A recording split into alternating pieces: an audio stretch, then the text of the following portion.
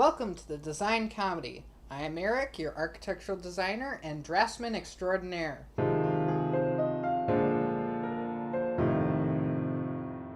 Today's episode is about furniture design by tortured artists, where we look at designer furniture that's only purpose is to disturb the comfortable and comfort nobody. Before we jump into this inferno of ugly, overpriced furniture, I'd like to briefly explain what makes furniture designer furniture. I'm not talking about that cute chair you bought at a thrift shop with the zebra print upholstery.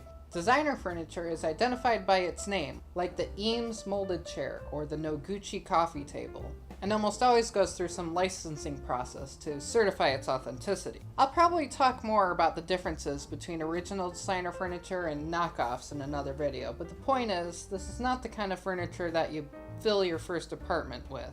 You can easily expect a price tag of a few $1,000s for a chair or small table, all the way up to $10,000 for a sofa.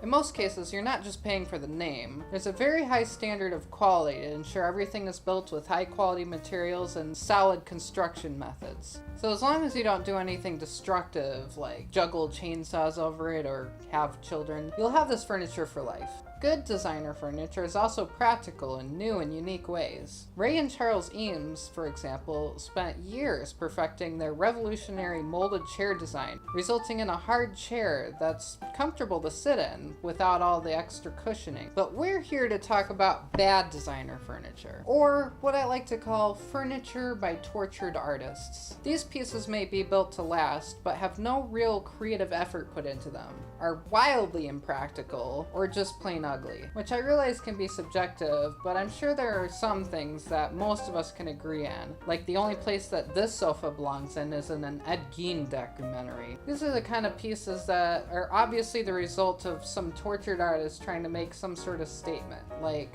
what is furniture?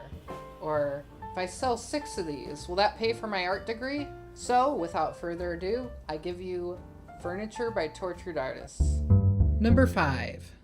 First, let's look at the tour table designed by Aulenti in 1993, made in Italy by FontanaArte. This table appears to be 4 bicycle wheels attached to a glass slab, and it costs $9,250. Here's the description from Hive Modern. One of the most unique tables around, the tour table features a base consisting of 4 pivoting rubber wheels holding a 0.6-inch glass top. Each of the wheels are fixed to the top by 4 stainless steel plates and chromium-plated brackets.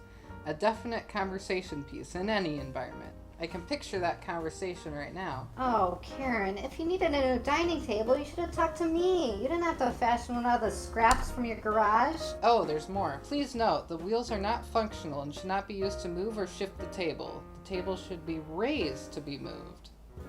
Excuse me, this is a $10,000 table and you're telling me that the wheels aren't functional? I wonder if this piece was commissioned. Like, someone was like, give me a glass slab with 4 bicycle wheels, but make the wheels useless.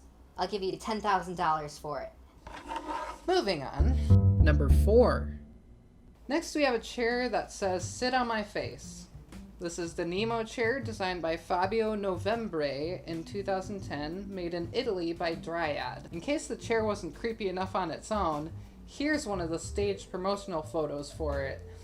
Let me read the description from Why Living. Noted furniture designer Fabio Novembre has literally put a face on the Driade Nemo Chair. Really? I hadn't noticed until you pointed that out. Hollowed out to resemble a face, the swivel chair adds a postmodern stylistic touch to a bedroom or living room. Bedroom? You're telling me that some psychopath out there wants a scaled model of Andros staring at them while they sleep? The Nemo chair also works well in an office setting where unique artifacts dominate the decor. Each Nemo chair created by Novembre tells a different, fascinating story about the person portrayed in the design. Alright, what kind of person other than a Bond villain would buy this chair for their office? If your boss buys one of these chairs, run. Next thing you know, he's gonna want to hold the world ransom for $1 million. Speaking of which, let's talk pricing. Looks like the price varies a lot depending on finish and whether you want the fixed or the swivel chair. Can you just picture this giant face slowly turning in your direction? Okay, children, Daddy has to work. Anyway, if you get it in a matte finish, it'll be about $1,300 to $1,600. But if you go with the metal finish, you're looking at $3,700 to $4,100. No thanks, I prefer my nightmares to be free. Moving on. Number 3. Next, we have an area rug that will sweep you off your feet in more ways than one. It's the flying carpet, designed by Anna Mir and Emili Padrós in 2002, made in India, of course, by Nanimarquina. Look, even the model in this product staging photo is tripping over it, about to slam her head into that pole. Here's a description from Why Living. More than a simple rug, the flying carpet is life at floor level, a comfortable and playful three-dimensional space. Okay, some things should just stay two-dimensional, like characters in a Michael Bay film, and area rugs. Any of its corners can be raised with gray felt-covered wedges, giving it a new enveloping form. Oh, I get it. So you buy the wedges separately, slide them in when your roommate's not home to teach him a lesson about coming home drunk, but let's be honest, he was gonna end up on the floor anyway. You know, maybe I'm being too harsh. You know, not everyone can afford a sofa. Some people enjoy doing everything on the floor, and, you know, maybe someone out there just wants to build their own indoor mini golf course. So, the rug itself, which is 5'6" by 8'3", is about $2,300, which makes it over $45 per square foot, so you know we're off to a good start. And it looks like the wedges come in 2 sizes, stumble or faceplant. Just kidding. The small one that goes up 13 inches is $600, and the large one that goes up 20 inches costs $1,600. Dang, for that kind of money, I'd rather be tripping over a full-size sofa. They're literally just carved blocks of foam. I could buy a prop from Whose Line Is It Anyway for less money. Speaking of carved blocks of foam, let's look at our next one. Number 2. Already you can't tell what this is. It's a sofa. The compression sofa, designed by Paul Coxedge in 2016.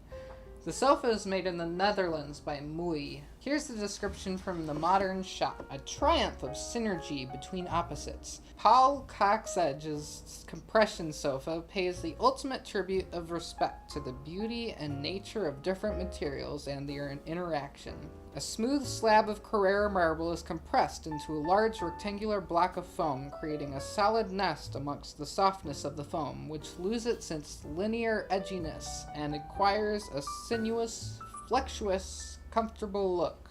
As Elizabeth McCord said in the pilot episode of Madam Secretary, You need to work on the adjectives. Now, I enjoy sitting on a cold slab of marble as much as the next guy, but that looks like a lot of wasted space. It's about 4 feet by 8 feet, and it only seats 1. And that sloped surface can't be used for anything either, unless you took a wine bottle and fashioned yourself a little cup holder. Now, don't get me wrong, this would make a very interesting piece as an art sculpture in a modern art museum, but as a sofa? Well, let's see how much this one costs. $34,000! Oh wait, it's Canadian dollars, so that's like $50 American, right? I kid. It's still $26,000. That's 26 grand for a giant block of foam and a slab of marble. Alright, I'm done with this. Next. Number 1.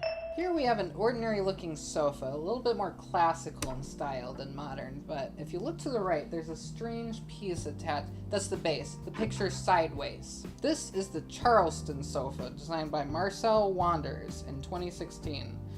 This sofa is also made in the Netherlands by Mooi. The description at Switch Modern reads, "This beauty of iconic pieces needs to be turned around, played with, and challenged in innovative ways to reach new levels of inventiveness and seduction." Seduction? You mean like that piano scene in Hot Shots?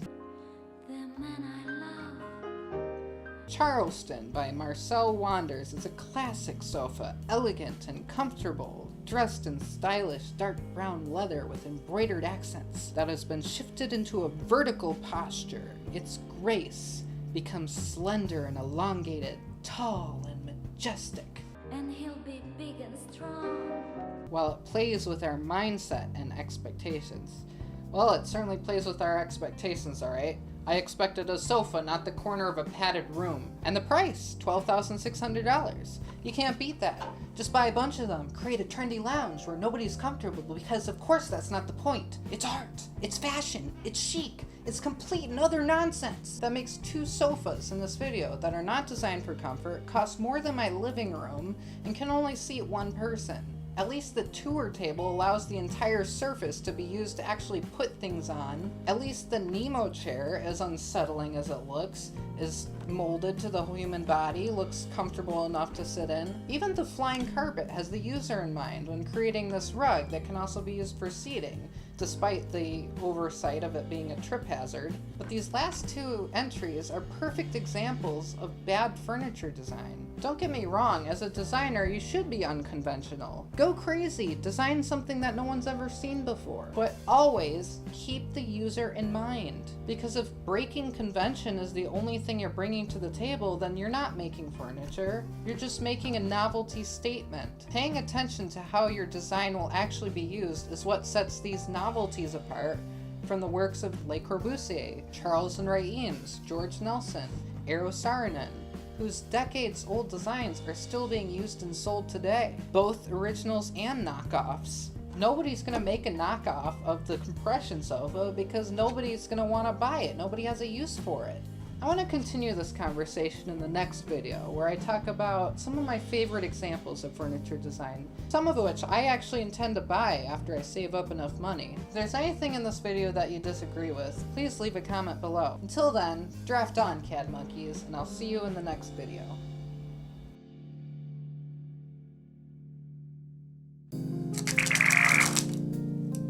Thank you so much for watching. If you enjoyed that video, please hit like and click subscribe down below if you haven't already.